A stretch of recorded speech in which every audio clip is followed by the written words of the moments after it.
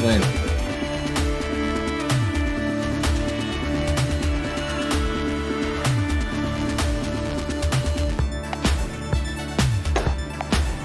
Come here.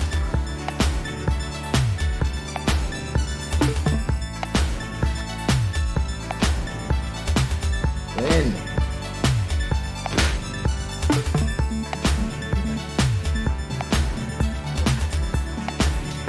Okay.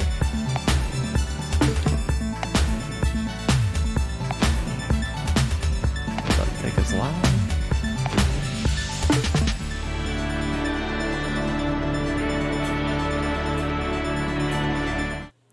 Hey everybody, welcome back to Chortle Cast. I'm one of your hosts tonight, Jake, and with me, as always, the Stream King, the Far Cry guy, the roguelite lad, the double dog dad, and the And Flint. Flark. Flint is here too, and he's whining because his ball is not. scumbag with the scuttbag with the most scut to scuttle, Steven. That wasn't very DOSed impressive. I'm sorry, I failed. I was struggling. Leonson was coming to tell me goodnight. I was trying to think of Guardian things that they said in the game, and I failed, and it all fell apart. That's it for tonight's podcast. Jeremy's Get your taking the night scut off. together next time. I'll please. get my scut together next time. You know, Steven, I've taken to using Scut and Flark. Those have replaced fucking shit for me. That's good. That's good. It's good. It's good. Yeah, I think it's a good. I think it's a good turn of events. I think it's a really nice turn of events. Yeah. But anyway, ladies and gentlemen, this is Chortlecast, the official podcast of Chortle Games, where we talk about video games, TV shows, movies, anime, whatever the heck we want to talk about. We got a great show for you tonight. We are going to, first, we have a very special thing. Of course, last weekend, seems like a lifetime ago, but last weekend, was it really just last weekend? It really was. Yeah. Last weekend, we did Extra Life, which was a 24-hour charity live stream that we've done every year for the last, I think, 4 or 5 years, we decided. And Something like that, yeah. Something like that. Anyway, raising money for the big, beautiful kids at Blair E. Batson Children's Hospital here in Jackson, Mississippi. Flint, come here. We raised just shy of $1,000 on stream, but you guys are awesome and have continued to donate since the end of that 24-hour live stream. And so we have officially reached $1,001 that went to Blair E. Batson Children's Hospital. So very exciting, very cool stuff. But this also means that another reward is in order. We were watching this old thing that Steven and I made in college called The Mask. We watched one episode in the live stream. But every $500 we were going to watch one, and by dang it, y'all raised another $500 after the stream ended. So we're going to honor that, and we're going to live react to that. We were originally planning to do that tonight, and do that. Now, Jeremy, also known as Big Germ, he's taking the night off. He had a little bit of a rough weekend, so we're giving him the night. This is fresh. That was all fresh for him. You know what I mean? Yeah. He had never seen any of it. So I think his reaction was almost more valuable than Steven and I cringing Absolutely at our own thing. But we're going to leave it up to you. And I know I see Brody. I'm assuming that's Brody in the chat. And then, Joe, what's up guys? We can either watch that right now. That's what we're ready to do. I got it queued up. I'm ready to hit play. Or you guys can say, hey, let's wait till Jeremy's back and we watch it then. So I say we at least wait till there are a handful of our people here who were present for Extra Life. Yes, yeah, that's fine. Yeah, I was gonna stall for a bit. I wasn't gonna make that decision in the next 2 minutes. I was just gonna talk a little bit more about what we're gonna do the rest of the podcast. So if we're gonna watch that, we can decide that or not. We'll maybe make a decision after we get through some news stories that we want to talk about. But we're gonna talk a little bit about.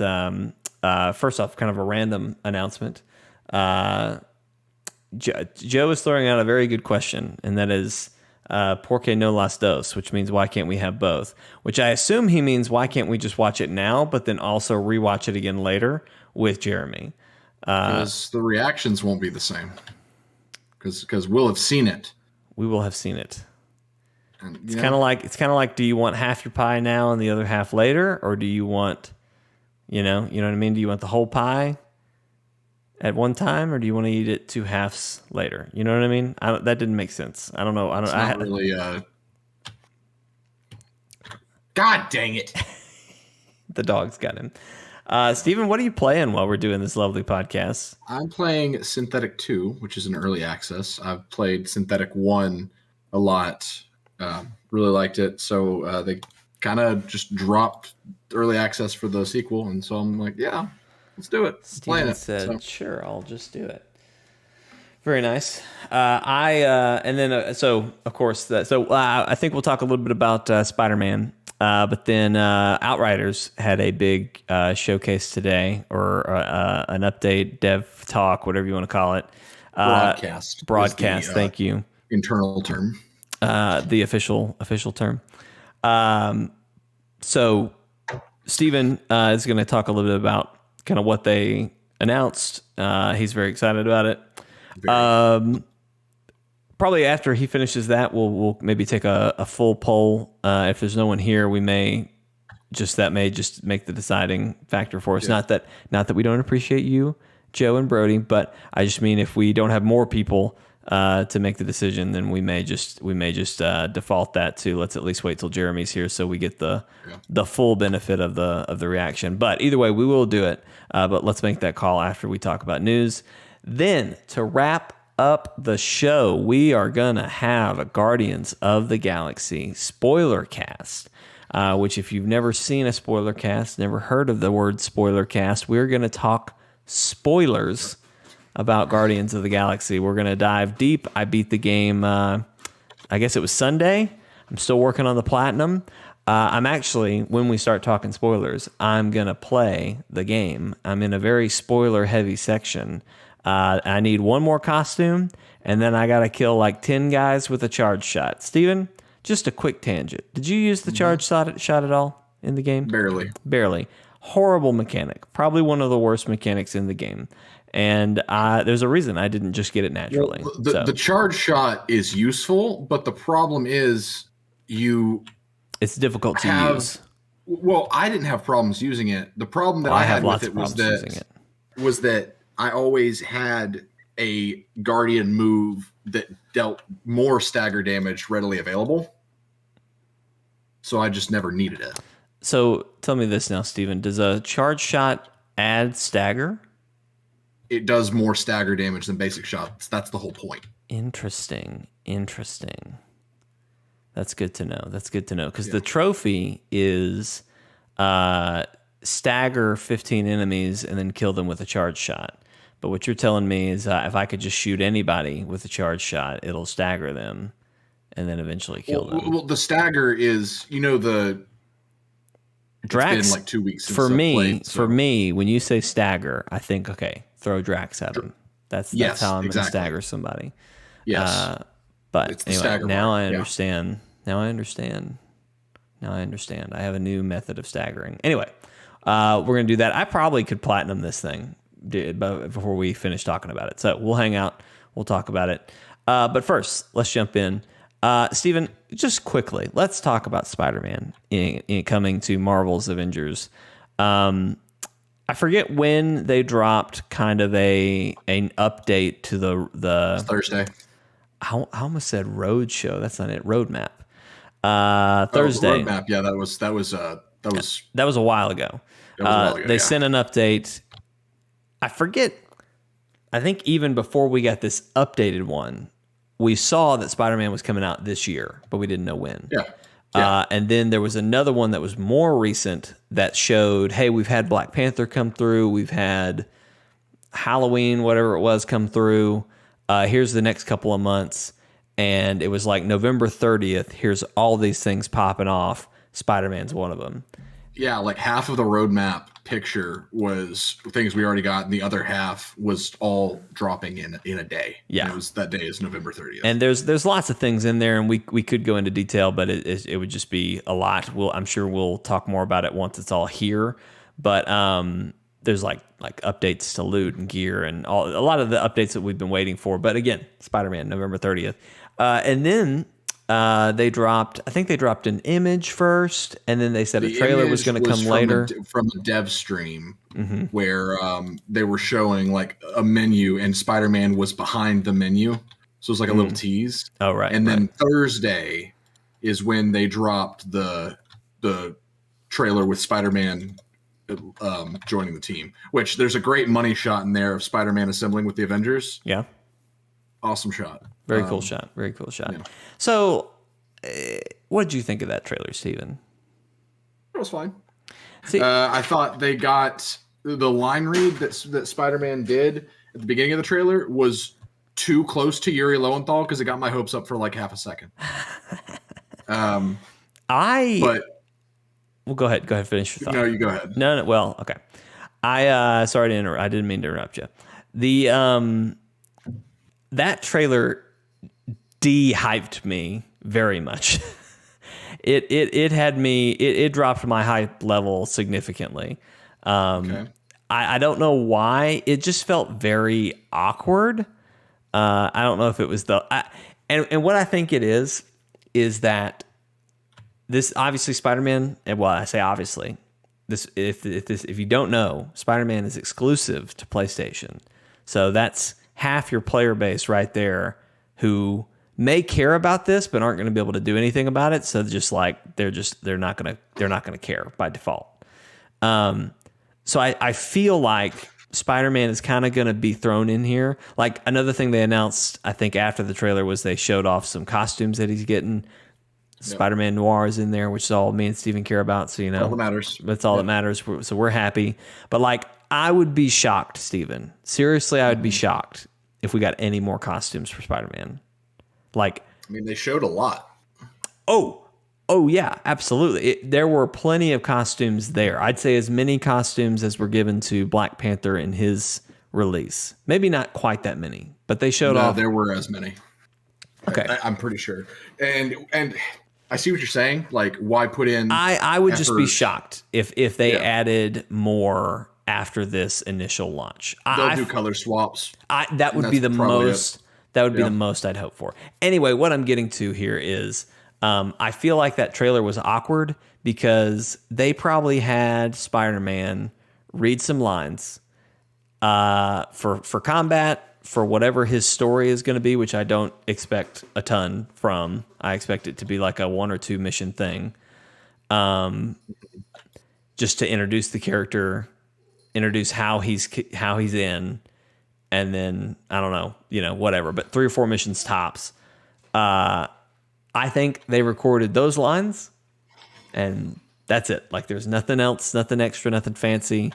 Yep. So I almost feel like this trailer was made off of what they recorded. You know what I mean? Like they weren't going to pay that actor to do some extra lines just for a trailer. So maybe that's why it felt awkward. I don't know. The whole thing just kind of felt like weird. He was a pull string doll and he was saying his lines while he was in the middle of an action scene. And it looked like too that like they paid like a game tester to create the trailer in game with like photo mode or something. You know what I mean? Like that's just what it felt like. So I was a little disappointed. I was also disappointed that we didn't get. I was expecting like almost like a dev stream, like you said earlier, Steven. They were supposed to do one. I don't know what happened. Like I was hoping for some explanations of like, here's his move set. Yeah. Maybe I misread because I read that there was going to be a dev stream where they showed off Spider-Man. Mm-hmm. But maybe that was for next week. I don't know. But there is supposed to be one that's happening. Yeah, Brody's agreeing. Everything looked really stiff. So I don't know. I'm really curious. They showed swinging too in the city, but like it could just have easily have been like Black Widow's kind of swing, but just at a weird angle to make it look like swinging.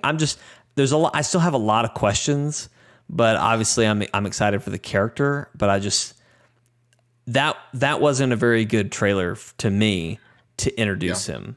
But I understand there's a lot of limitations with it being a limited character. They don't want to spend too many resources on it, even though it's going to be a huge character for a lot of people. But whatever. I got what I expected. I'm excited to play him. Mm-hmm. The animations that we've gotten in game do look good. Mm-hmm. They've held off on showing gameplay and stuff, but like he feels like a unique character. He looks like a unique character. Mm-hmm. And just to be honest, those two things alone are more than anyone had any right to expect from a console exclusive playable character. Yeah. And that's my thing. Like, sure, it sucks that we've got the separation between the different ecosystems, but I mean, to be honest, the non-PlayStation player base has been bitching about this game ever since it launched, so really they don't deserve anything. But also, that's not Crystal's fault. That's totally on Square and Marvel. Mm-hmm. And Sony. That's what I meant. Yeah. Sony and Square and Marvel. But the thing is, it looks like they put a lot of effort into this. Yeah. More effort than a console exclusive thing warrants. So I'm going to hold off my judgment till I play it. If it's anything like the rest of the game's content, it's going to be quality in terms of the characters themselves, because the characters are all quality. So we'll see. I think that it is a bit of a double-edged sword with the whole thing of like feeling like they didn't really do much with the voice actor. Like it just kind of feels like Spider-Man's kind of there. Right. That's a good and bad thing, because one, it's a bad thing because that means he doesn't have a lot of story and he won't play a part in the future, the story stuff in the future directly. But also, that could be a positive in the sense of them being willing to release characters outside of story drops more. Just drop some characters quickly who don't have to have a huge expansion attached to because them. The problem is they've been taking too long on characters, and that's been their biggest... The thing that people have been complaining about the most is that they're not dropping characters enough. Yeah. And so if it works out for Spider-Man, then maybe we could get drops like War Machine, who doesn't need a story thing, or She-Hulk or whoever, to where they'll still have the voice actor on retainer to where they can have lines that apply to later story content, but just don't make them a expansion worthy character, because not all characters need that. Right. That's arguably the problem with Kate Bishop, because they definitely wanted to tell a Kate Bishop story, and I liked that, but we didn't. A lot of people would argue, that we didn't need that. So right now we're headed towards warfare with the Kree. Like, they're coming. Right. How is that going to apply to She-Hulk? You know? Mm-hmm. And she's coming. Right. So we honestly really need to get to that point to where Crystal is okay with releasing characters more frequently. Just dropping them in. Yeah. And now I'm not saying stop with the DLC, like with the story characters and everything, because that's great when they do it. But I think we want more from them than that would imply. And so I think we need to see how that works with Spider-Man to be okay with that happening in the future. It had to happen with somebody. Right. And it makes sense for it to happen with the character that not everybody gets to play. Yeah. No, I agree. And I think this, it might be a good testing ground too. So I've got a couple comments I want to jump in here. So first off, Joe says, it sounds like they're still working on gameplay mechanics. I'm sure this is going to be a race to the finish line. We're going to be sliding in to safety, maybe even a day one patch. Who knows? Brody also comes in and says, my worry would be that he just doesn't feel as good to control as PS4 Spider-Man. Yeah, absolutely will not feel as good to control. 1,000% tell you that will not happen. That will not happen. There's no way. Because Joe's right. Spider-Man PS4 is perfect. Gameplay wise, it is the perfect Spider-Man. Like, you feel like Spider-Man. Not happening. And then Mike's popping in here saying he wants a Captain Canuck, to which Brody wishes it was Captain Crunch. So Brody, maybe go eat some cereal. Crunch. I would love to have a Captain Crunch outfit for Hulk. So give him the hat, mustache. That's a great idea, Steve. Come on, that's a great idea. But the thing is, Spider-Man from Spider-Man PS4, Insomniac Spider-Man, and don't get me wrong, you will not find, this probably isn't true, but still, you will not find a bigger fan of that game than I. That is one of my favorite games of all time. It was perfect. But that Spider-Man gameplay would not work in Avengers. Right. So as hard as it is to do, we all need to just not expect that because we're not going to get it. Everybody, I need you to just not expect that. Everybody just lower your expectations. Here's an idea. Everybody just lower all your expectations. That's great. That's great. Captain Crunch turns the roof of my mouth into gravel. It is worth it. Mike, I agree. Absolutely. Captain Crunch is great. You know, I recently introduced Lee Allison to Captain Crunch, and she was just like, how have I never had this? This is amazing. And I was just like, because she doesn't like, she thought she didn't like cereal until I introduced her to cereal. And now she's like, I have to buy Captain Crunch on the regular to keep Lee Allison happy. So Mike brings up the real goat of cereals. So some maniac at Walmart, wherever they do their generic product creation, some maniac was like, hey, what would happen if we took Golden Grams and Cocoa Puffs with marshmallows, put it all in a bag, and called it s'more cereal? And that man deserves a promotion. That man deserves the keys to Walmart because it is the best cereal. It's so good. Seriously, if you ever go to Walmart, look for the s'more cereal. It's so good. Interesting. It's just a hodgepodge of other cereals, but it's so good. That sounds great. That sounds great. I'm a big Honey Nut. Well, Honey Nut Cheerios. Obviously, that's just kind of a classic. You can't hate that. Honey Nut Cheerios is good. Like it's just good. It's good. I totally understand someone saying, "Oh, it's not my favorite." Like, yeah. We all understand. It's not a favorite, but it's good. It's good. Honey Bunches of Oats.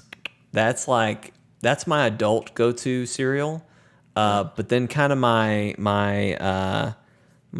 other happy is like Lucky Charms. Lucky Charms is a really good one. Really like the marshmallows. Delicious. Great stuff. All right, Steven. We've talked about Spider-Man. Overall, I think we're both excited. We're very excited about the suits, I think. I think we're super happy about the suits. We're going to, even though we're going to get the noir suit and then never take it off. And it's not going to be a question. What about Outriders, Steven? Tell us about this Outriders broadcast. So last week, I was scrolling through Facebook, wishing that I didn't have Facebook. As you do. You do. Yeah. And I saw Outriders said something about Outriders broadcast, and I at first I was like, "Oh yeah, Outriders broadcast," and I was like, "Wait, hold on. I haven't seen one of these in like 8 months." But I saw them so much just because it would be like a recommended thing, right? That I was that for a sec I had to double take. I had to scroll back up, and it was like, "Hey, we're back." And so they announced a new Outriders broadcast. And for those that don't know what the Outriders broadcast is, it is basically using Avengers terminology. It is their war table, right? It's where they just talk about the game. And I have not been reading these buffs, so I'm just going to get whatever that one was. They were like, "Yeah, we're back. We've got a lot more stuff looking forward for the game." And I was like, "Heck yeah!" I haven't thought about Outriders since summertime. I played it a lot. I really enjoyed it, but I had problems with the end game, so I stopped playing it. Right. So I've been looking forward to it. Oh my God, let me pick it up. Been looking forward to the broadcast. I watched it today, and let me tell you, I honestly would have thought this game was dead, just based on. Well, it's not a service title. And everyone thought it was. I know, but still, like I figured it was done, and especially because it's not a service title. Yeah, and every single time they do a broadcast, they're just like, "We've said from the beginning, this is not a service title. It is what it is. We hope you enjoy it." But still, they've been patching the game. They've been doing some updates in the form of character buffs. Like they've been making players more powerful, which is why I recommend playing this game, because they are irresponsible with how powerful they let you feel. It's great. So they start the broadcast and they're like, "Hey, we've got stuff coming." First, they announce an expansion coming next year called World Slayer, I believe. We didn't get any more information about that. They were just like, "Hey, we got more coming. The game's not dead. So let's talk about this update that's coming out." And so they were like, there are 4 new expeditions, which are the in-game missions that are a lot of fun. But the problem with them in the past has been that they have a time attached to them, which determines the reward you get at the end. Mm. So everyone, like, basically I would run these with my brother, and I would have to change my build to run DPS because I normally play a support character or crowd control, stuff like that. But I would have to change my build so I wasn't a detriment to the team. So I was keeping up with the damage so that we could get gold. Right. Other than that, I love the missions. But it eventually got to the point where it was just like, I feel like I'm being rushed through everything. This isn't fun. Mm. So the first thing they talk about in the update is they're just like, hey, we understand that with expeditions, people want to create different types of builds, and having a forced timer prevents that. So they're not timed anymore. You just get a flat reward. Wow. And it was just like, oh my God, they heard me. They heard my prayers. They heard my dreams. That is like, I feel like Steven makes the sacrifice at an altar every year to get rid of time modes just outright. Yes, I hate time attack. It's just artificial difficulty. People don't know how to make things difficult. So their 2 things are either just throw more of the bullet sponge enemies or put a timer on it, or if you're Destiny, both. Porque no las dos. And I hate that. That's not fun. So they're just like, yeah, take your time. In fact, the 4 new expeditions that they're adding, they said, also be sure to explore these. These are different. So they probably have something to incentivize exploration, which is great. So everyone that logs in this week is going to get a package that gives them a free legendary gear, and some other stuff. They are adding transmog, and it's going to be completely free. Ooh. Yeah. And also something that, and this is where, like, people can fly. I've said since the beginning, I love them because I can tell when they made Outriders, they made it wanting to be people who played it. Mm-hmm, mm-hmm. Because they thought of things that only people who play these games a lot would play or would think of. And so something like, they're ahead of me now because they're thinking of things that I didn't think of. So for example, they're just like, hey, not only is transmog in this game and it's free, but also, what if you wanted to make your trickster look like a devastator? Well, you can, because transmog is now not class specific. So if you get the cool. Yes. So if you like the look of like trickster legendary armor, but you run devastator, if you get that armor on your trickster, you can just make that your devastator's look. That's just like, that's really cool. On. That's really such a cool thing. Mike, if Destiny was on Switch, that'd be great. Thank you for bringing that up. Thank you for great point. But so that update, guess when that update's coming out, Jake? Tomorrow. Tomorrow. Oh, for real? Yes, it's actually coming out tomorrow. I took a shot in the dark. That was not planned. And I'm so excited. I've already downloaded it again. It just warms my heart amidst Ubisoft's shenanigans, EA's shenanigans, Blizzard, all of the just terrible gaming companies. It warms my heart to see this team that is just making a game that they want to play. Right. It's great. That's great, and I'm glad that they are getting this opportunity to do that, because I really, like I said, I really would have thought. I know it's not a live service game, but I would have thought, just based on how it just seemed like they were done. You know, a dead game that doesn't make a lot of sense with it not being live. But I just thought, oh yeah, they've done what they came here to do. They're gonna leave it to the fishes and see what. Well, and the funny thing is, let me tell you, Square Enix. They're on a roll right now with you and I. I'm just here to tell you, killing it, because they did Guardians, which was unapologetically a single player only game that harkened to the past of good games. They did Outriders, which was great, and they're continuing to show love to. They haven't thrown in the towel with Avengers yet. Right. I just really appreciate the fact that they're, even if it doesn't pan out, they're taking risks. They're actually giving their creators the chance to make games that they want to make. Right. And you could argue that with Avengers, Square Enix may have forced the service stuff onto Crystal Dynamics. Maybe they did, but the fact is, Crystal still got to make the game that they wanted to make. So I'm really digging Square Enix this year. They're doing a great job. They absolutely are. Speaking of Square Enix, that kind of perfectly segues us to our topic of the show, our Guardian spoiler cast. But before we do that, we have a few more people here in chat. So I will again. We have one more person. Is it just one more? I feel like it's just Mike. Oh, okay. I'm sorry. Well, in that case, Steven, do we just want to wait for Jeremy? Okay. We're going to make the executive decision here, everybody. We're going to wait to watch The Mask episode 2 till Jeremy is back. So there you go.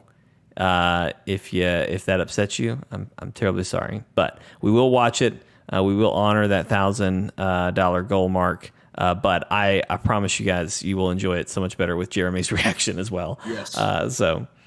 I feel like you can play Destiny on a toaster at this point. Is it really not on Switch? It is not on Switch, Joe. And it's kind of a joke that we have that's kind of a thing we come back to. Because when I was really into Destiny, I was literally playing it on remote play on my phone. Because that was pretty my game time. Basically, if I can't play it in bed before bed, then my only other time is during a stream or over my lunch break.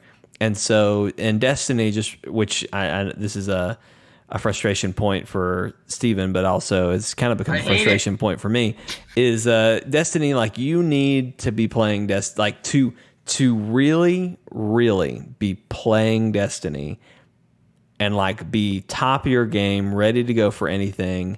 You kind of have to play all the time. If you had one day that you could just, all I'm doing today is playing Destiny, which, like, I don't think is possible for anyone, let alone somebody with a kid. But if you can't play a solid day, you kind of have to play like a little bit every night to keep your level up, make sure you're getting all your goals done. And like, sure, at a certain point you get high enough that like you can kind of narrow that list down to like, okay, these are the things I have to do. Anyway, so what I was saying about Switch was I'd so much rather play it like on something that's native instead of having to stream it. But then because Bungie is a bunch of greedy bastards, you'd have to buy every single expansion all over again because that's not cross platform. What are you saying? If you were to play Destiny 2 on Switch, yes, cross save is a thing. Yes, but cross saving purchases is not. So to have the content that you have on PlayStation, you'd have to purchase everything on Switch. I forget. I Steven, we've had this conversation before, and I forget what the results were when I actually did it. But I have Destiny on Game Pass and on my PC through Steam, and I don't remember that being as bad as we thought it would be. When I tried it, it was that bad to where it was like, you have to own this expansion, but it was an expansion that I clearly owned. So maybe they made it less punishing to not have expansions, but the fact is the purchases do not transfer. I forget exactly how it all worked out for me, but anyway, I'm no fan of Bungie. They've lost me. They lost Steven a long time ago. They did. They did. Luke Smith, if you're hearing me, I'll never forget what you did to Bad Juju. I really do think that was the turning point. The straw. That was the straw that broke the camel's back, because Steven was already hot and heavy about Bad Juju not being in the game. That was insult enough. That was enough. That could have been it. But then they brought Bad Juju back into the game, but completely changed how it worked. And then Steven grinded so hard to get the catalyst. He masterworked it. I did everything. And then they nerfed it. The day after, and he was just like, you know what, I'm done. Luke Smith had his group of people. He had his cronies. They all had their keys, in like the nuke code, the missile codes, And as soon as they saw that I masterworked it, he looked at his men and he went, "Do it." And the next day, he looked at his men. He looked at his men and said, "Do it." Oh man. Yeah, I don't know that was the day that Steven stopped playing, but that was the day Steven's soul died in Destiny. All right, his guardian left after that. That was his guardian's true death, if you will. So It was a rough time. It's a rough time all the way around. But anyway, all right. Well, we are going to transition here into our Guardians of the Galaxy, Marvel's Joe, Guardians. You're new here. This is normal. Who, Joe? Joe? He's like, tell me how you really feel. LOL. Steven, look, you don't have to ask Steven to tell him how you really feel. He'll let you know. It's podcast. This is normal. Yeah. Especially for a podcast. For a podcast. Trying to get a charge shot kill here. Boom. Did that work? No. I think I'm starting to think I'm doing charge shots wrong, Steven. So we might have to talk about that. But anyway, we're going to transition here into our Guardians of the Galaxy spoiler cast. It's in the name.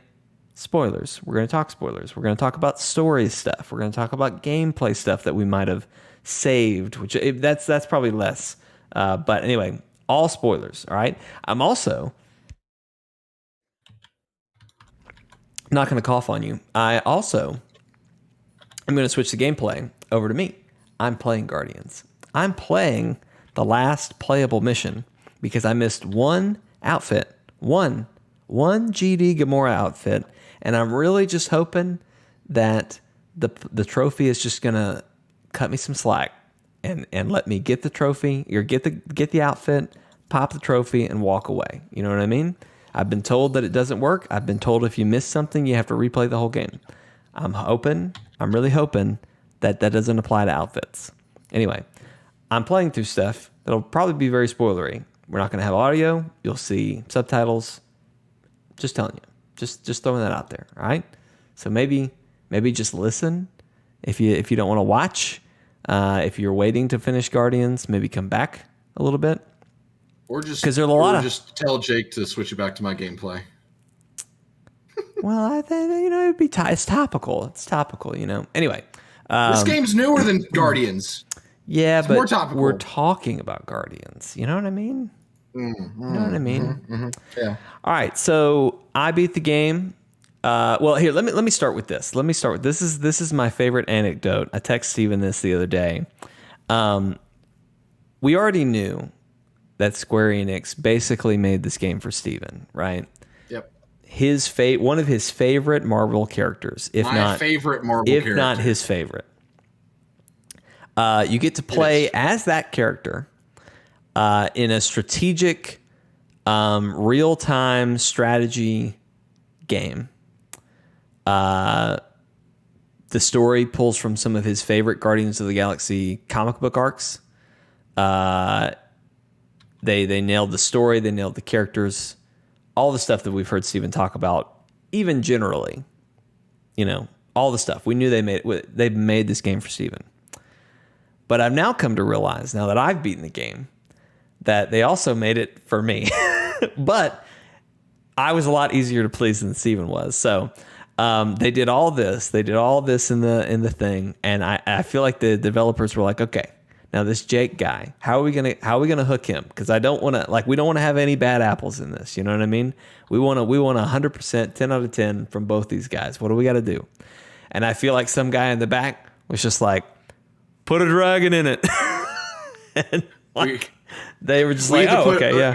We either put classic Yondu with his bow and arrow in it, or we put Fin Fang Foom in it. Which one's it going to be? They're like, well, let's do Fin Fang Foom. The Guardians, the movie already ruined Yondu, so we'll have to take it. Yes, they put in Fin Fang Foom. It was completely out of nowhere. And I think Steven at some point texted me and was just like, Jake, man, you're gonna love this game. When you get to where I am, man, you're just gonna freak out. It's like you just got no idea where this is going. And I was like, oh man, I have no idea where this is going. And then as soon as there's a moment where the Guardians they're just like down and out, and they're just like, man, what are we gonna do? And they decide, That's such a good scene too. It's a great scene. The writing is so good. But they're down and out. They got no other options. They're like, what are we gonna do? They're like, well, we need an army of monsters. Well, to do that, we'd have to go to Lady Hellbender. Well, she hates us because we stole from her. Well, what could we bring her that would just like blow her mind? And at the very beginning of the game, when you're hunting a monster to sell to Lady Hellbender, Drax is like, we should have gone to Maku 4 to hunt Fing Fang Foom. And it's just like, to me, I thought it was a throwaway line, haha funny. Fing Fang Foom would never be in this game. It was like a running joke. Yes. And I had the same thought. I was just like, that's really funny. It's like just a little Easter egg. They would never put Fing Fang Foom in this. There's no way. And so they're sitting there, and Star-Lord's like, I think I know what we have to do. And Drax looks at him and is like, are you serious? He's like, oh yeah, buddy, we're gonna go kill a dragon. And then like Drax gets so excited. But anyway, that whole sequence was just awesome. Because they very much were at their bottom, and like they crash on Maku 4 and they all just laugh, which like the whole game they've been arguing. Laughing. Yeah. I was just like, this is so great, because she's just like, show us. It's perfect. Of course we crashed. It's great. It's great. So anyway, just all that to say, and they made it an easy platinum, very easy platinum. You can do it in one playthrough. With chapter skips. So I assume if I effed it up, we'll find out here in a bit. But anyway, I'm going to keep playing. But Steven, we've heard you talk generally. Do you want me to kind of give my final thoughts now that do you want me to start this conversation talking about how I feel like in a final capacity? This game, they nailed it. I mean, in fact, I think I would say I do like these characters more than the Guardians of the Galaxy movie that Marvel has done. They took all of the qualities that make the characters, like all of the defining qualities, and they dialed them up way more. Because in the Marvel movies, what you tend to happen is just a watered down version of every character. Right. Like Gamora, everyone says most dangerous woman in the galaxy, all that jazz. But at the end of the day, you still have to ground her. And Drax, they call him the Destroyer, and yet he is just a goofball that doesn't understand sarcasm. Right. They took all of the things that the characters are known for in the comics. They applied the good changes from the MCU, and they dialed all of the comic stuff to 11. Yes. And you just have this amazing blend. That just works. It's so good. All the characters are great. I think the last time we spoke about this, I was frustrated with Rocket. Not frustrated with Rocket now. Oh yeah, he's great. We that all comes around. That's all great. There's a specific mission, saving Drax. You have to go save Drax from this thing called the Promise, which is kind of the main villain.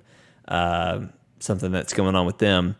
And that's really the mission that everybody kind of comes together, because you deal with everyone's problems and issues. Which I'll say this, talking about just where the story goes. I mean, we've already talked about Fing Fang Foom, but I think also something that surprised me and continued to surprise me was where the game starts.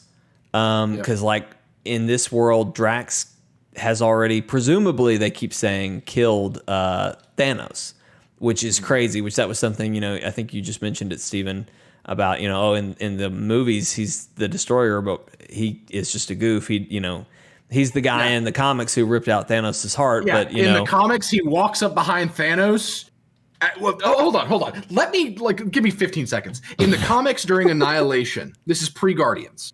During Annihilation, which was a war led on by Annihilus from the Negative Zone, where he was basically trying to just destroy all life. He's just this insectoid alien that's just horrible. In the middle of this, Drax stays behind on this planet that's being overrun by bugs so that Richard Rider Nova and Gamora and some other people can get away. Drax stays behind, cuts his way through an army of bugs by himself with just 2 knives, finds a ship, takes that ship up to where he can feel Thanos' presence, fights his way through that ship, charges up behind Thanos, and rips his heart out from behind with just one hand. That is Drax the Destroyer, my friends. Right. That is who he's supposed to be. And in this game, I totally believe that he would do all of those things. They even talk about the feeling. Yeah. Like he had the magic or whatever it was that allowed him to sense Thanos' life force and follow it. In which they even, and the other thing, like they set up so much for a sequel. Like one thing I'd love to talk about here in a second after we get off this tangent, but I'd love to know that they set so much up. I mean, we hear of lots of characters. There's a moment where you're looking through a list of like all the people's like rap sheets and stuff.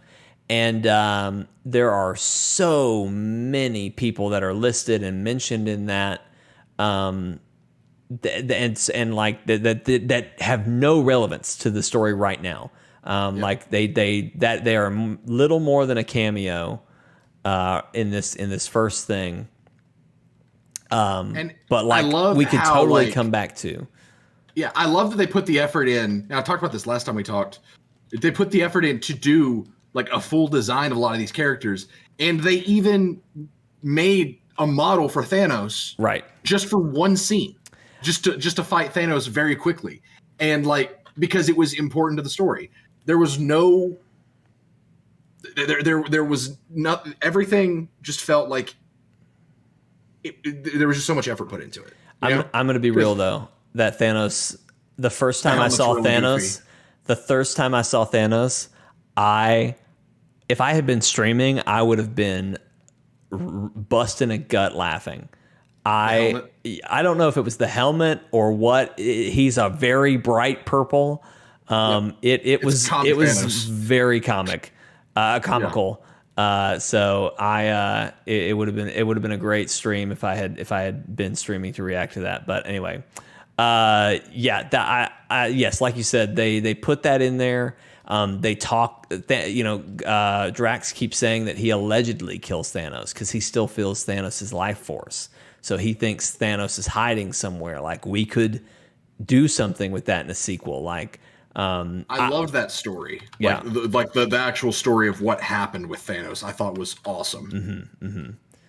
They just fought for so long. It was just a punching match on like a moon. Yeah. They don't even know what happened. No one knows who won.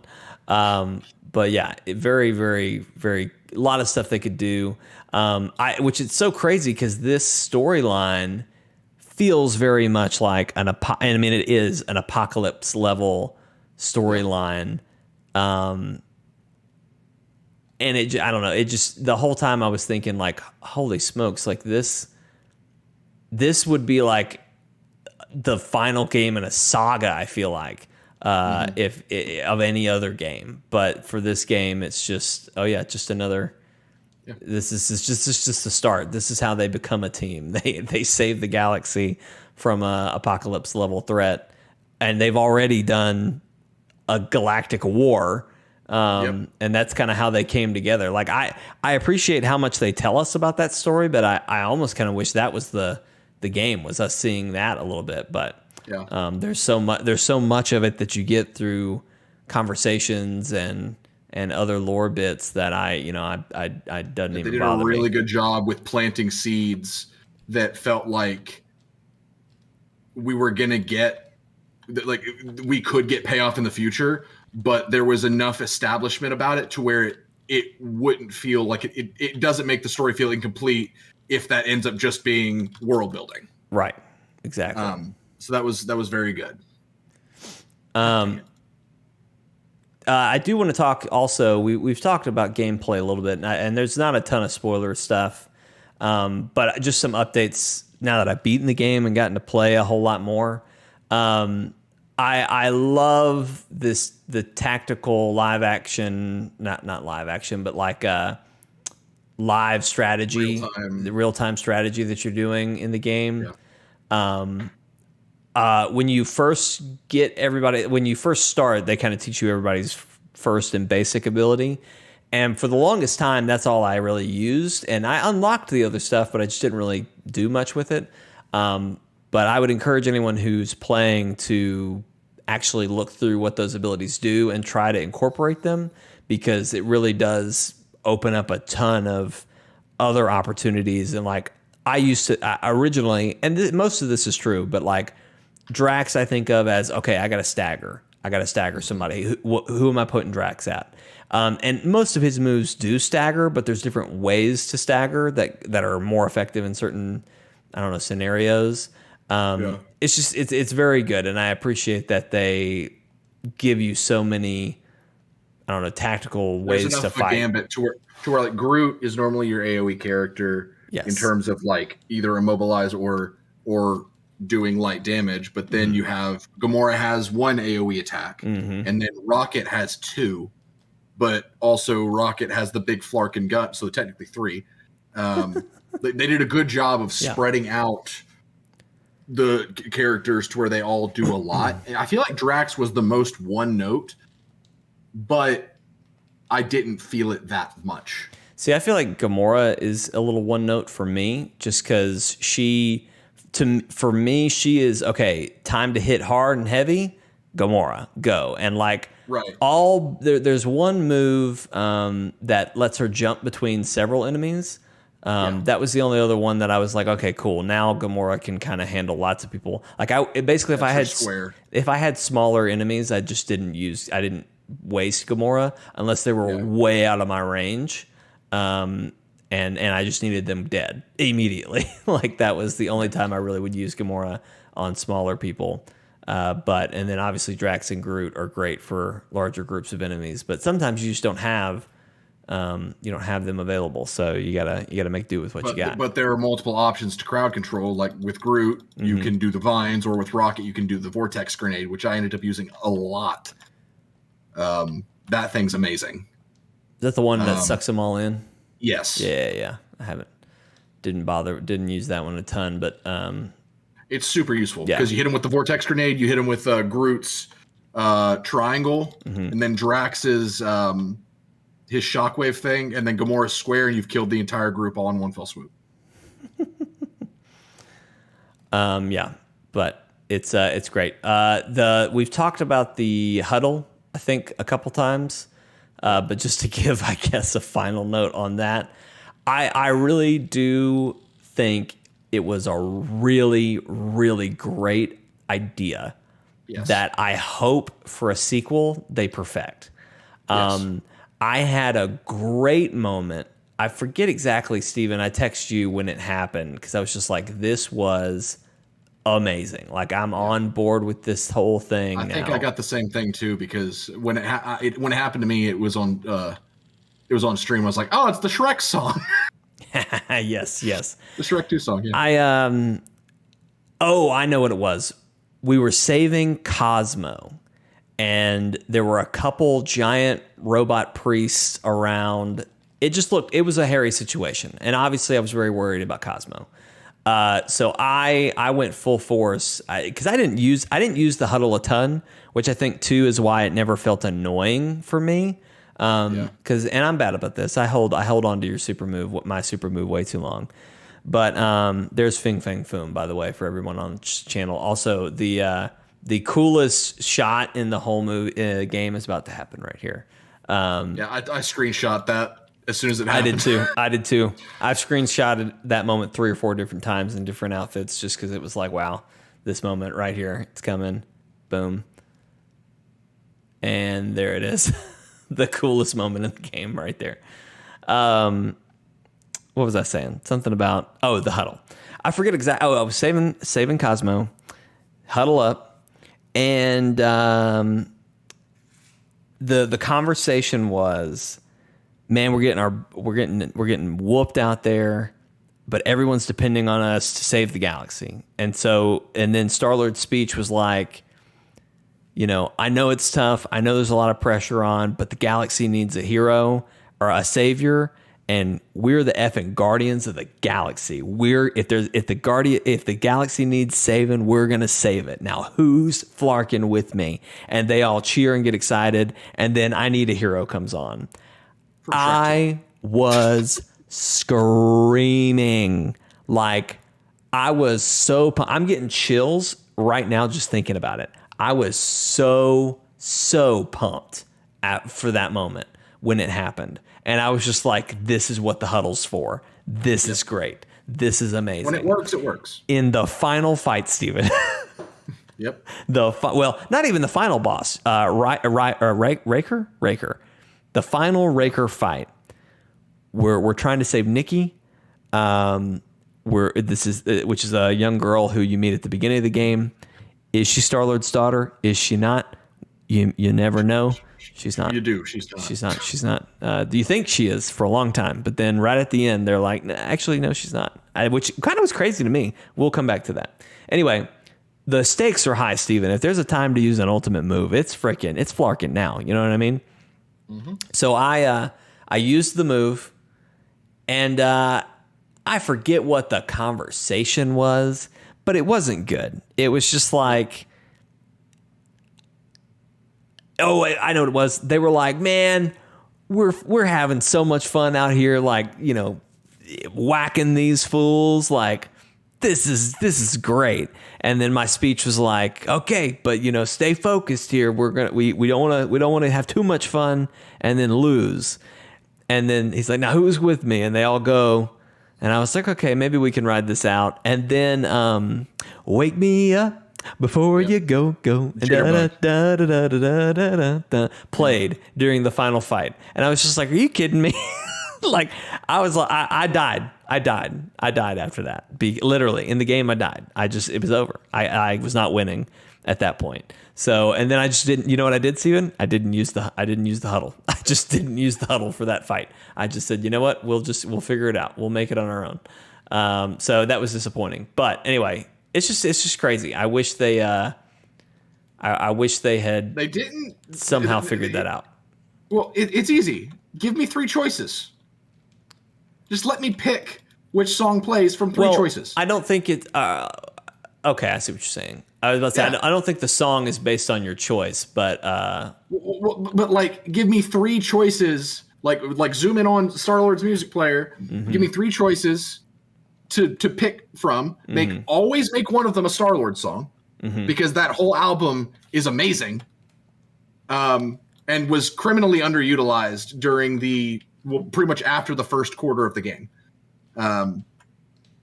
But you know, like that's such an easy way to fix. Well, for me, it's the speech. I need the speech to be more contextually. I'd like the speech to be more contextually sound. I don't know what word I'm looking for to connect there. Yeah, just make it to where each boss has a specific speech.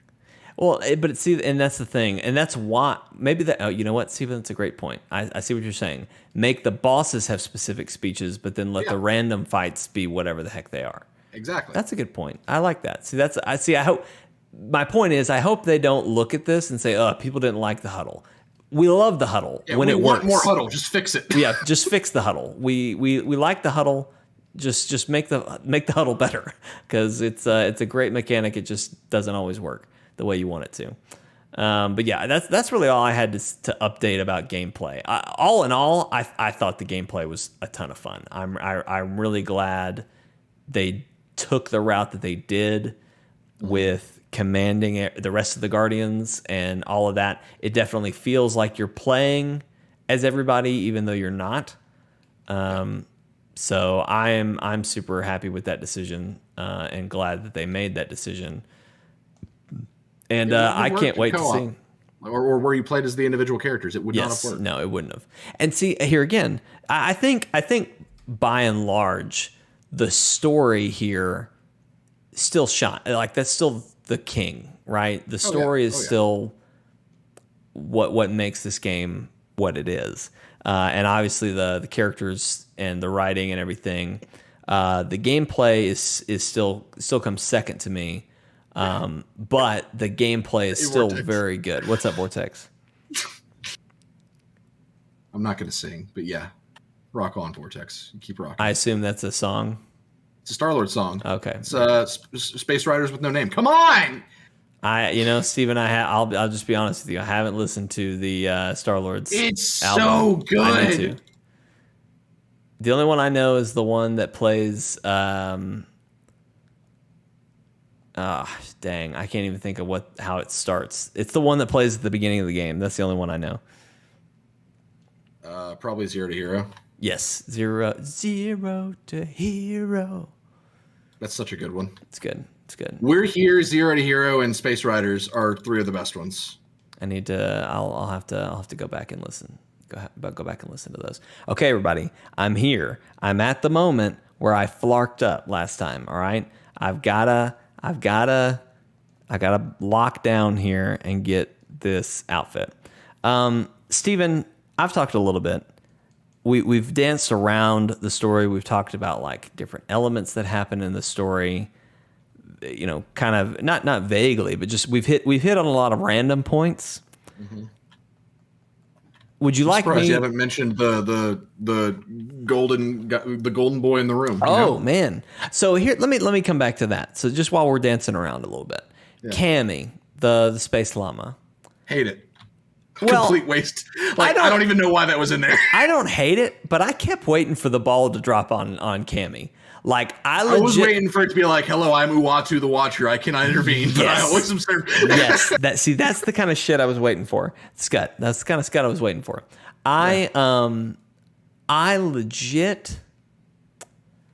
thought at first when there's a moment where the central mind, what do they call that? The universal mind computer. The it's the Nova Core supercomputer that like runs the galaxy. World Mind. Thank you. Right. There's a moment where they're like, this is really improbable to win, so we're gonna just leave. And we're like, no, stay. And they're like, the only way we'd stay, like the only way we see this coming out okay is if Adam Warlock was here and he's dead. As soon as that happened, I was like, oh my God, Cammy is Adam. He's been turned into a space llama, and we got to save him. We got to save him somehow. So that's what I was waiting for. That didn't happen. So then I was like, dang, who is Cammy going to be? And going back to that moment we already talked about you know, the Guardians are down on their luck. And basically, Star-Lord is going from Guardian to Guardian. Okay, what do you think we should do? Like, there are no bad ideas, like top of the dome. What's your thought? And everybody goes, and the whole time, Cammy, the space llama, sitting in the center, she's just squalling. She's finally, Star-Lord's like, "What, Cammy? What do you got to say?" And she just kind of, and then he goes, "Oh my God, the answer's been in front of us the whole time." And I was like, "Oh shit, Cammy can eat the promise. Like Cammy is the ultimate, like somehow the key to this whole thing."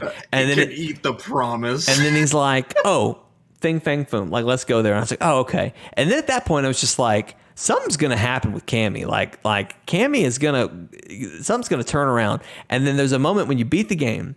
There's this great like victory walk that you do. Adam Warlock's with you. He helped you win the fight. And he walks up, and Cammy walks up to him. Like she comes off the ship, she looks around, she sees him, and she zips because she's very fast. She like teleports to Adam and spits at him.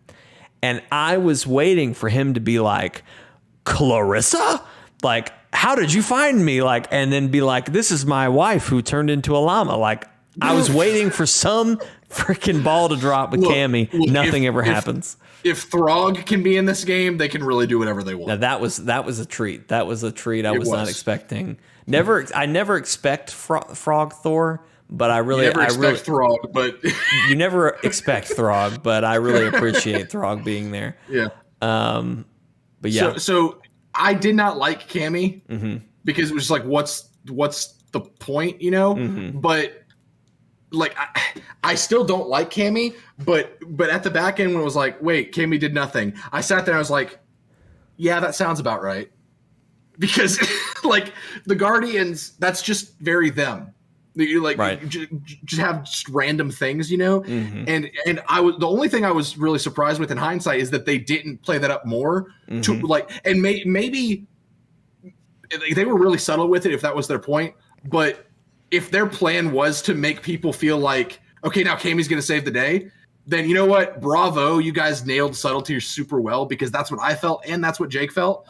But just for her to be literally a red herring, which is hilarious because she had red hair. I mean, I thought, and I'll tell you the reason I thought it is because we found her in the quarantine zone with Magus. And so I thought somehow she was going to connect the dots. But it never it was just a big nothing. It was just one of those random things. And technically, after you beat the game, the Guardians figure out that her fur is very valuable, and that's the gist of her existence. That's the only thing that pans out all right. Well, I didn't like her as a character, but her presence was just like, it added a level of weird that just fit. Yeah, it was right at home. I was really happy that they used Magus. So should I give a quick synopsis of the story and then we just dive in and go full? How do we feel about the story spoilers? So the gist of the game is you start off, you're on a monster hunt in this area called the Quarantine Zone. You're doing this as a team, basically to earn, get some rep. All right. We're catching a monster for this lady named Lady Hellbender who collects monsters. We want to get a pretty cool monster so that she'll pay us, which we need money. But also, if we start getting jobs from Lady Hellbender, like that's pretty good rep. So anyway, you're hunting this monster. Star-Lord and Rocket have a bet on who can kill these like maggot things the fastest. And in doing that, you somehow release the Soul Stone, which releases this purple and black like mass that is very malicious. It tries to attack you. Luckily, you're behind glass. It looked kind of like living technology almost. Yes, very living technology feeling. This thing is later called Magus. We find out it's called Magus. Anyway, it kills the monster you were going after. We get Cammy. She finds us. And you escape the quarantine zone, but then you're stopped by Nova Corps. Well, it just so happens that this Nova Corps lady is one of Star-Lord's ex-girlfriends. She's got a daughter who's on the ship who is 12. Well, Star-Lord and this chick hooked up 12 years ago. So it's like, oh, maybe this is Star-Lord's daughter. That's crazy. So Star-Lord agrees basically to honor and prove to the mom that he can be responsible and can be in this person's life. Because she never outright says, yes, it's your daughter, or no. She doesn't really comment on it. But anyway, Star-Lord wants to kind of prove to her that he's, turned over a new leaf. He's above board. So we're going to pay this fine. I forget exactly where we go there, but we go through a couple things. Yes, adopted. Vortex, thank you. That's what you find out. Lady Hellbender. You go sell Rocket or Groot to Lady Hellbender. That goes south. You tick Lady Hellbender off. I don't know. You kind of go across. There's a lot that goes on at this point, but you're basically just the goal is to pay the fine. You're trying to come up with some money. You get some money from Lady Hellbender. You steal some money from Lady Hellbender. You do, yeah. You steal some money from Lady Hellbender. Steven, who did you put in the cage for that? Groot. Interesting, and it still went south. Oh yeah. Is it Rocket's fault that it went south? Oh wait, no. Sorry, I put Rocket in there. Okay, that's right. Great. Well, see, I put Rocket in as well. The reason I put Rocket in is because there's an outfit that you can find in a secret cave. If you go in that cave for any reason, Rocket goes in there with you, and he's like, "Hey, can we talk for a minute?" And by the way, he does this regardless of who you pick at the beginning that you're going to put in the cage. But if you have Groot going in the cage, he basically tells you, like, "Look, man, Groot is like my everything. I cannot risk him being put in this cage if this goes wrong. Like, I will not be able to handle that. So please put me in it." And so I was like, okay, man, cool. We'll go with that. That's what the plan will be. We'll make that happen. Anyway, just was curious. Anyway, you steal money from her. I think at this point you start to notice these people called the Church. No, that's what it is. You get the money, you go back to the Nova Corps ship that you were on originally, but it's taken over by these people called the Universal Church of Truth. And they basically have brainwashed the Nova Corps. You're really confused about what's happening. you can't find Nikki, and you can't find Kal-El, I think. No, that's not right. Kor-El. You can't find her, so you go to Cosmo in nowhere. The team's kind of falling apart at this point. Like they basically all get separated except for Star-Lord and Gamora. Star-Lord didn't know Gamora was with him, but she was hiding. She was following him, basically trying to protect him. You get to Cosmo. Cosmo says, yeah, this stuff's getting pretty serious. I need you to go check it out. You go back to a Nova Corps ship. You get abducted by the church. You find out that Nikki has become the matriarch of this church because her mom died, and they basically think they can bring people back to life through this thing called the Promise, which if you get hypnotized, basically the Promise hypnotizes you and puts you under their control. All of the Guardians get exposed to the Promise, and they all break out of the Promise initially. But Drax actually just cannot get away from the Promise. And the Promise, by the way, is basically if there's someone significant in your life that you've lost, it brings them back to life. And basically you're just in this ideal world, but it's all fake. It's all in your mind. It's not real. So and to break out of it, you have to shoot your mother. To break out of it, you have to kill the one that you've lost, which is just, I mean, whether it's insult. Your mom, your daughter, and your wife at the same time. It is insult to freaking injury. So, but anyway, it affects everyone pretty significantly, except for, I guess, Rocket and Groot. They never really had a strong, I don't remember a strong, like, upset from either of them. Gamora gets very frustrated about hers because she knew immediately that it was a fake because it was her sister who she killed, and her sister was being nice or something, and she was just like, she would never have been that way, and I wish she was, and that was, and I feel guilty for killing her twice now. Yeah. But anyway, all that to say, Drax basically accepts the Promise and kind of goes cuckoo. But luckily, on Nowhere, we ran into Mantis, who is what do they call it? Celestial Madonna. Celestial Madonna, which, by the way, Madonna, I only know that from Madonna, like the singer. So yeah. I don't, what is a Celestial Madonna, Steven? I don't basically I was very happy that they did that with her because in the comics, during Annihilation Conquest, she's one of the people that formed Star-Lord's squad to infiltrate Hala to figure out a weakness of the Phalanx, all that stuff. Mm-hmm. But her thing is that she sees all these different realities, and basically she sees all these different outcomes and times that things didn't work. Think Doctor Strange, but in a constant, like when he was looking at the different futures of when the Avengers won everything, but she's constantly doing that. Mm-hmm. She's in a constant state of awareness of all different realities and all this jazz. She's also telepathic. She's good at kung fu. She's a very, very powerful character that the movies absolutely nerfed into oblivion.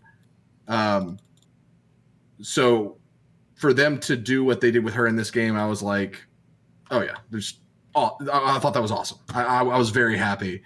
I forget what the purpose of that is, like of the whole Celestial Madonna thing. Mm-hmm. I think it's some on Lamentus, which is really funny to me because Lamentus was where that just horrible, which where the Loki series went to die. Mm-hmm.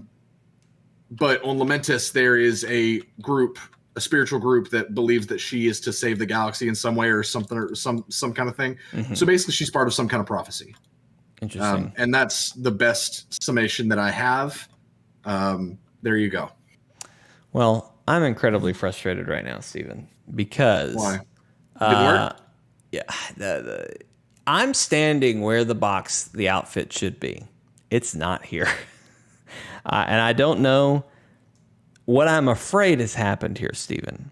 And this is going to be a load of BS. Let me just tell you, it's going to be a load of BS. The reason I missed this the first time is I'm following along a guide. They have a description of what will happen before you arrive at this. And this did not happen for me because I saved Cosmo. And so Cosmo eliminated the threat that they describe in this description. So I didn't even know I had passed it when I passed it the first time. But now that I'm standing here, it's in such an obvious place. Like I would have seen it because I did do a look around here, and it should be right here. It should be right here. Just right there. But it's not. So I need to look and see if it's somewhere else. But anyway, Mantis kind of basically she put a mind trick on Drax in Nowhere so that when he accepted the promise, he would go to the wrong place, which is where she was, so that she could help smack them all out of it. We also find Adam Warlock. Adam Warlock helps us do this. We go back to Nowhere, which is where the church has set up. We fight through Nowhere. We save Cosmo. And we fight the church initially, but then they kind of split. I think at that point, we regroup, we chase them, but they've set up a barrier. So that's when we decide, okay, we need a monster army. Let's go kill Fing Fang Foom or capture Fing Fang Foom, which is it's just an amazing sequence of events. You do it, and then you get on Lady Hellbender's good side, and then you make a final charge, which is what I'm playing right now. Apparently, there was one timeline in the deal with Lady Hellbender where Peter smacked her butt, and it didn't go well, according to Mantis. Did you not get that line? I don't remember that line, but it would have been easy for me to have just missed it. Because there's a lot of talking, there's a lot of things happening all at once in this game. She's like, in one of the timelines, she's like, it wasn't the worst one. In the worst one, you touch her butt or something. Oh, that's funny. That's funny. But yeah, so you do that. You take a final charge, and you free Nikki from her promise. You find out she's in fact not your daughter. She becomes superpowered. I don't exactly. She basically retains all of her matriarchal abilities, which is a pretty sweet deal. You defeat the church. Adam, I think Nikki Gold is a part of the Guardians 3000 lineup. Yes. So I think that's what that's all about. But I don't know anything about those. So yeah. Well, she joins the team. Nikki Gold. Yeah. She joins the team. She's got some faith superpowers. Adam Warlock basically eats Mangus, I guess you could say, and basically he gets turned. And that's the true final fight. And you have to put Magus back into the Soul Stone. Very, very cool. I like that they had an Infinity Stone in this. That was, again, another unexpected thing. But that's a summation. Very quick, very, very just here's what happens. Steven, I really enjoyed the story. I enjoy a lot of stories. I really enjoyed this one. But Steven, I think you can talk more about why this was so good. So please indulge me. What was your thoughts on the story? It took inspiration from my favorite run of Guardians. It took inspiration from the movies. It just felt like a really good tour through. Good Lord, what is happening? Through the cosmic side of Marvel, like a really good first step into. It felt like a game that was setting up a lot of games. Yes. That was saying like, yeah, sure, you've seen the Guardians of the Galaxy movie. You know all about Ronan the Accuser and the Kree and Ego the Living Planet. But let me introduce you to Adam Warlock and Magus and the Church of Universal Truth from the 2008 run of Guardians of the Galaxy. Let me introduce you to all this other stuff, to Nowhere, to Cosmo. It took so many things that have not been done in the movies yet because they didn't want to take that risk. And it was just like, nah, this is the Guardians. This is here are the characters. Here's Celestial Madonna. Here's Cosmo, the talking Russian space dog. Just all that stuff, and it put it in. It took a lot of the themes and characters and everything from the entirety of the 2008 run, and it put it all in a starting point. And that's what this game really feels like, is a starting point. I think and hope that we'll get more of this from the future. I hope we deal more with Nova, the Nova Corps, specifically Richard Rider Nova. He is a very underrated character that is not getting near enough coverage because he hasn't been in the movies yet.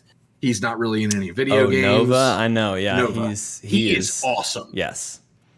If you want to know more about Nova, go read Annihilation. Not Annihilation Conquest, Annihilation, because Nova basically is the last remaining of the entire Nova Corps. He's given all the powers of the World Mind and the Nova Corps, and he leads the entire resistance against Annihilus, and it results in him going up to Annihilus in a final just brawl between him and this all-powerful being from the Cancerverse, and he just says, "So your shielding's protecting me from hurting you, basically, but I have a feeling that you don't have that shield on the inside." So he charges Annihilus, reaches down his throat, and pulls out his insides with one yank. And that's how he kills Annihilus. It's amazing. It's great. There's so much gore in Annihilation. It's great. But no, there's just so many good characters and good stories to pull from in the cosmic side, like Nova, like Yondu or Quasar, all these different characters. And this game feels like the perfect starting point. It really does. And like I said earlier, I kind of wish we had seen the Guardians come together, but I really feel like that's what we witnessed. Like, sure, the team was formed, but this is them becoming a team. Right. Yeah. Sorry, continue your thought. No, it's dumb. That's basically it. Like, this just, I'm really big on synergistic storytelling. That's why I became such a big Marvel fan, is because Nick Fury showed up at the end of a movie and said, "Have I told you about the Avengers Initiative?" And I was hooked from there. Yeah. And good times. And that is the same reason why Marvel is losing me with their movies and their TV, because they've lost that charm. And so when this game can come along and give you just the starting point into the grander scheme of cosmic Marvel, but also have a cameo from Captain America and Hulk and Spider-Man and all these things, and acknowledge that they're in the same universe, and feel like a very tight narrative that doesn't do more than it needs to, but feels like it's opening the door to so many other things, that gets me excited. And I think it did just the right amount of all of those things to where they've got a franchise on their hands now. They have a series, and I really hope that they get the chance to continue from here. And I really do think they will, because all in all, people really like this. And which outfit are you looking for, Vortex? Are you looking for like the 60s Star-Lord or whenever that was, where he had the goofy hat and the little pistols, or are you looking for the one with the World War II looking helmet? Because that is in the game twice. I'm taking him through. I'm taking him through the gambit here, letting him see everything. But the one in the blue and white is from Annihilation Conquest. That's when Star-Lord formed his team, of which Groot and Rocket were on that team. That was when they met. And then the one that's dark blue and dark red is after Annihilation Conquest, once the team had been formed.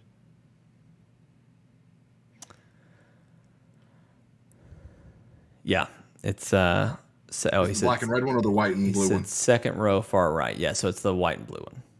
Okay, yeah. The Warlord. That's from Annihilation Conquest, which is a fantastic read. I need to read. Maybe I should start with Guardians, Steven. I've been wanting to read some more comics. Guardians. If you want to start with cosmic Marvel stuff, seriously, start with Annihilation, and then go to Annihilation Conquest, and that leads you directly into Guardians of the Galaxy 2008.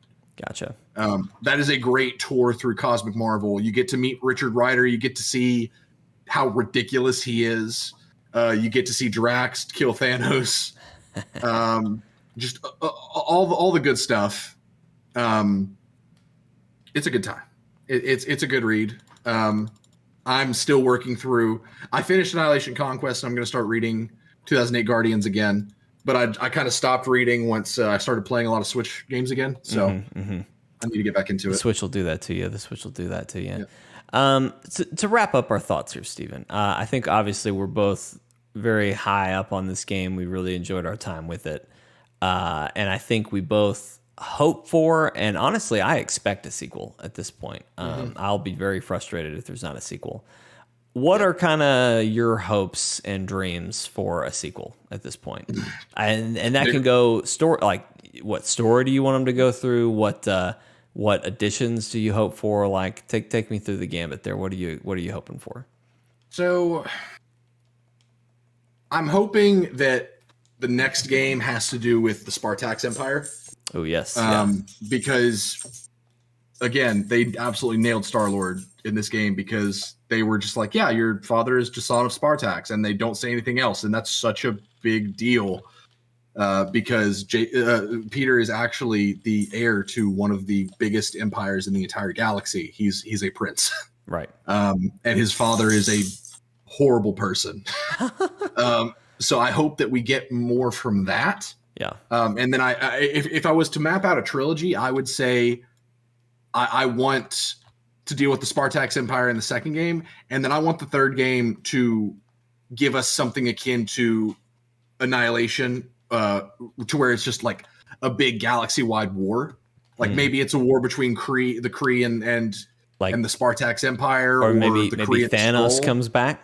Yes, Thanos has to come back. Like at some point, I want some big galactic war to happen, and I want by the time we get to either the second or probably third game, I want the roster to really open up to where we're either playing multiple characters or we've got a big roster of Guardians to choose from to be in our active team. I want them to use these characters. I want Cosmo in my team. Right. Like I want to take Cosmo everywhere. That's kind of what I was going to get to. My hope for a sequel is just more, and you described it perfectly. Let me pick which Guardians are going on the team, or I'll even double up on this, because in this game there are several times where the Guardians are separated. So like I mentioned Drax earlier, he kind of falls under the promise. Well, when he's under the promise, like he's out. Like you don't have his abilities the whole mission. Right. So I want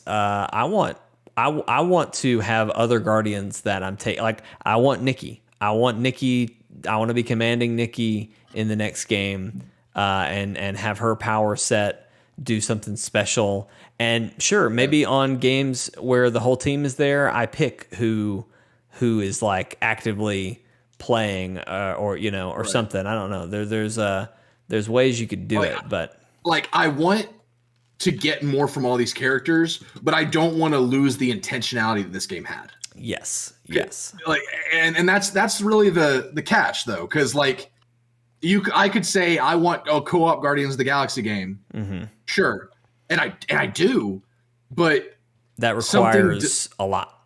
That requires a lot of you're losing the story at that point, or you're losing elements of the story. You're definitely losing that intentionality, and so that's why I think like a third game where it's some kind of galactic war, where these characters have had enough time to really shine and tell their own stories to where it's more gameplay driven or something. I think that could work. But like I'm not done with the intentionality that we got from this game. So I want at least one more game that is very story focused, very intentional. But I do want one of those gameplay driven type games where I want to play co-op with these characters. I really do. It doesn't have to be in the story. Just maybe make it to where it's a bonus mode, like bonus missions. Heck, do what Outriders did. Make expeditions to where they're like one-shot missions to where you can pick which Guardians you play as. Something like that. That would be awesome. But there's just so many places they could go with it. And I hope that even though I love what we got and the intentionality and everything, I hope we don't stop there. Like I want them to really push what they can do with these characters, with this universe moving forward. Yeah. I think that would be my hope as well. Just that we could, what they did was great. We've said this from the beginning. What has benefited this game most is they limited themselves. They said, here's what we're going for. this is what we're going to do. We're not going to try to cram anything else into this. And they crammed a lot into this, like, and especially story-wise, and we've already talked about models and everything that just, aren't even used, but for one scene.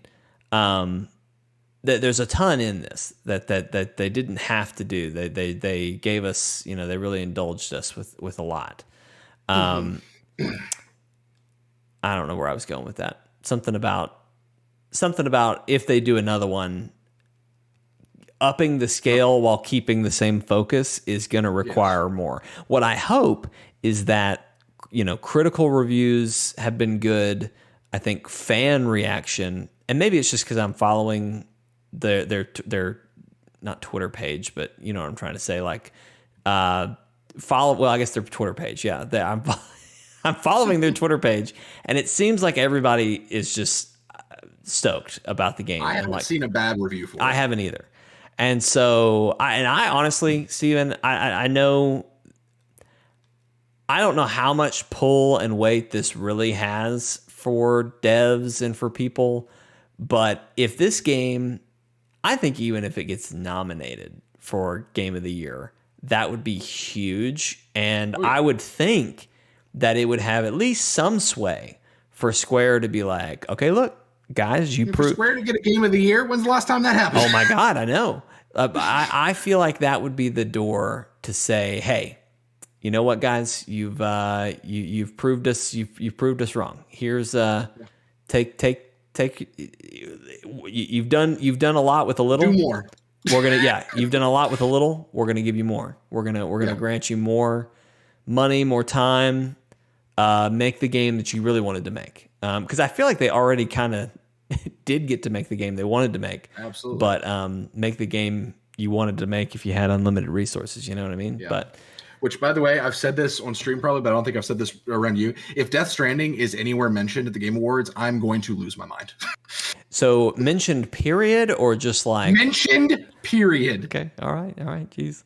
If the director's cut gets nominated for anything, I'm going to lose it. So fun if fact. If the director's cut wins against Guardians of the Galaxy, Jake, I don't want to think about what that world is like. That's the worst timeline. That's the worst. That is the worst. That's the darkest timeline. That's the darkest timeline. All right, people. I'm about to hit a button well, actually, no. Hang on. I'm gonna hit a button. Now I'm gonna go to Gamora and I'm gonna hit another button, and a trophy did not pop, which makes me nervous.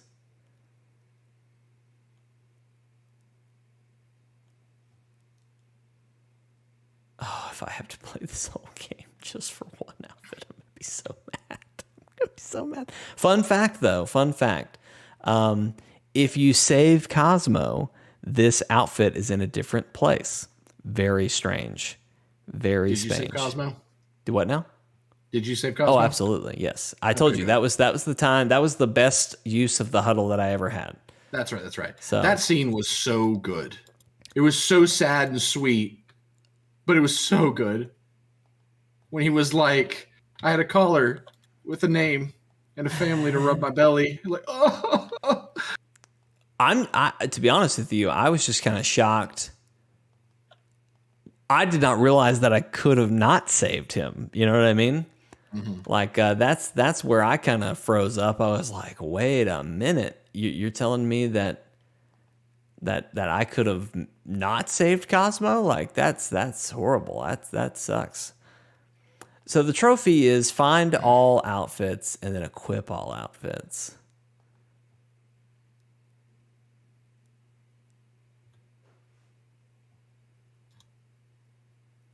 That's weird. Some of those outfits weren't where they were a second ago. Oh, there it went. I don't know what it was. I think it was Rocket. I had not equipped an outfit from Rocket. So there we go. We did it, ladies and gentlemen. We did it. We solved. We broke the game. We hacked the game. There you go. Thank you for your time. Also, Steven, in another update, charge shots. I've been getting charge kills left and right here.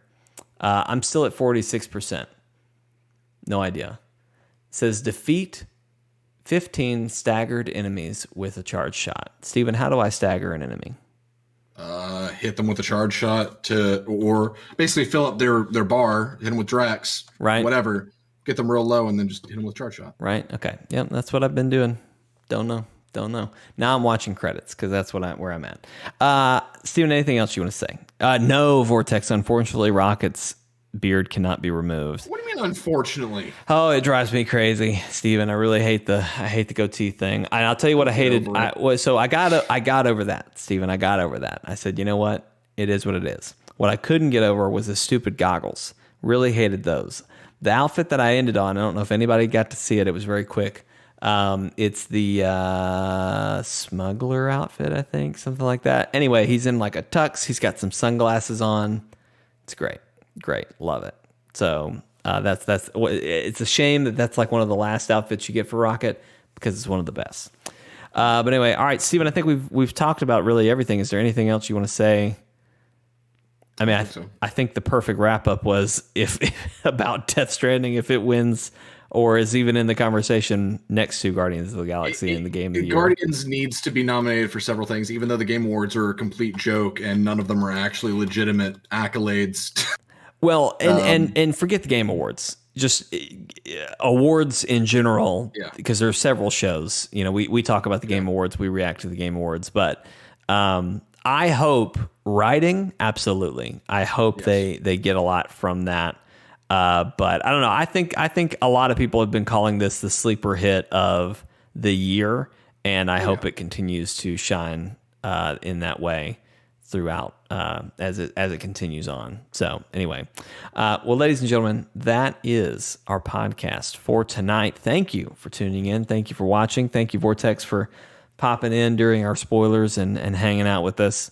Of course, Chortlecast every Monday night, most Monday nights, I guess I should say, around it's a missing target. You know what I mean? Kids make a lot of things random, but typically 9 o'clock p.m.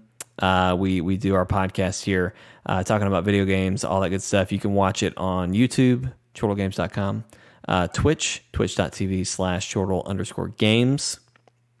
You can also go to Facebook and Twitter, both at Chortle Games, to watch us live or watch the playback, whatever you like. And that's it for tonight. We, of course, live stream throughout the week. We're doing a special kind of laid-back live stream that happens, we decided last time, every Wednesday now.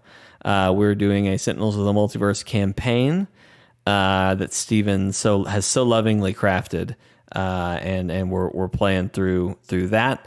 So we do that on Wednesday nights. Big group there. We've got me, Steven, of course, our friend McCoy, our friend Miles, and our friend Cody.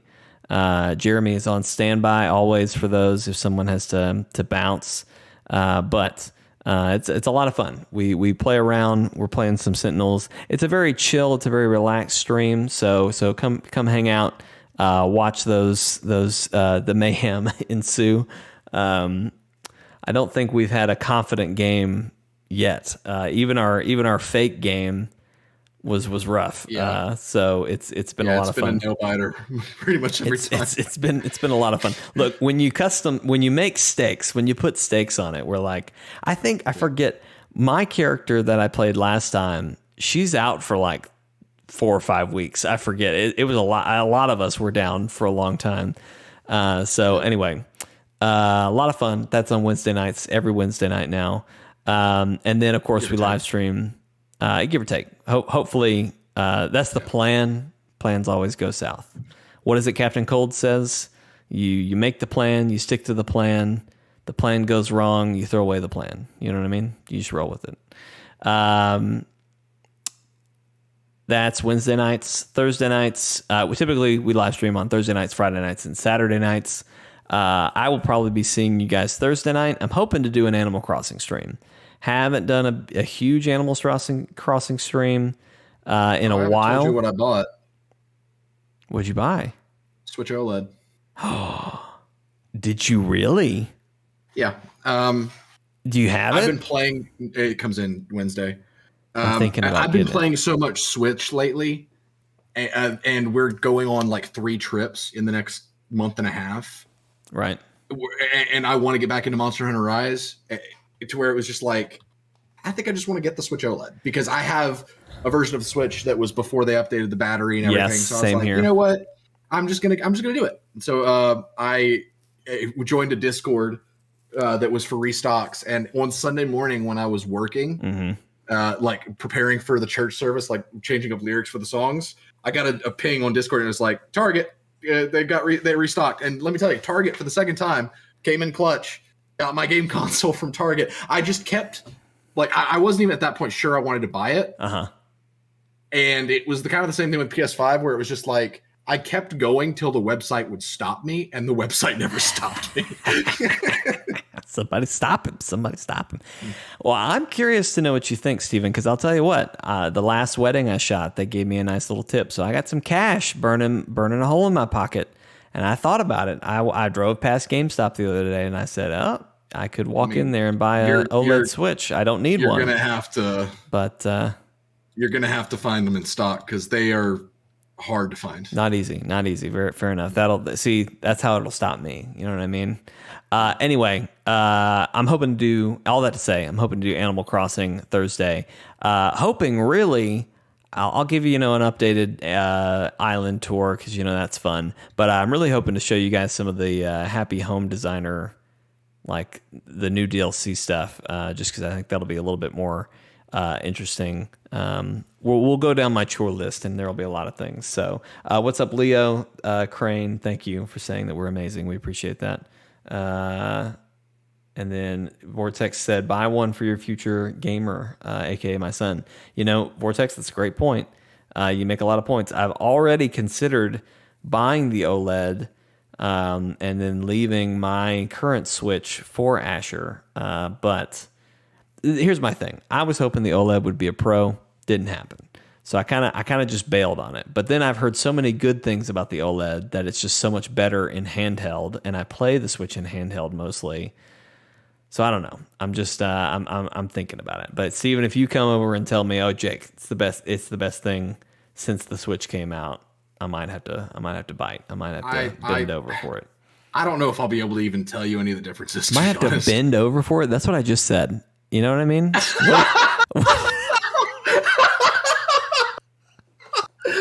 I didn't even hear it. I meant and like I'm so I glad meant that like you heard it. I meant You're like good. I meant like bend over backwards to get one. But you're good, man, Jake. You're a good, honest man. to not let that one slide. You're a good person. Like, who says that? Like, what kind of an expression is that? Like 20 seconds ago. I'm gonna bend over. Oh my god. That's a new one. That's a new one. Careful, guys. Jake might have to bend over for that Spider-Man trailer coming out tomorrow. Oh man, there is a homecoming. There is a No Way Home trailer coming out tomorrow. That's exciting. So, like when they show that trailer and we talk about it, the question now for the podcast is always going to be, so Jake, would you bend over for this? This is as bad as put your milk in me. It is. It is. Milk in me. Did we react to that? And I know you were probably freaking out, but like, did I stop it and just go, whoa, that was way too far, Jake? Why did you? No, I had to reprimand you. Okay, great. Oh my God, maybe I'm learning. You know what I mean? Maybe I'm growing up. Maybe I'm growing up a little bit that I would call myself out on that. So anyway, all right. You ever have that moment when you realize you're an adult when you reprimand yourself for saying you bend over for a Nintendo Switch?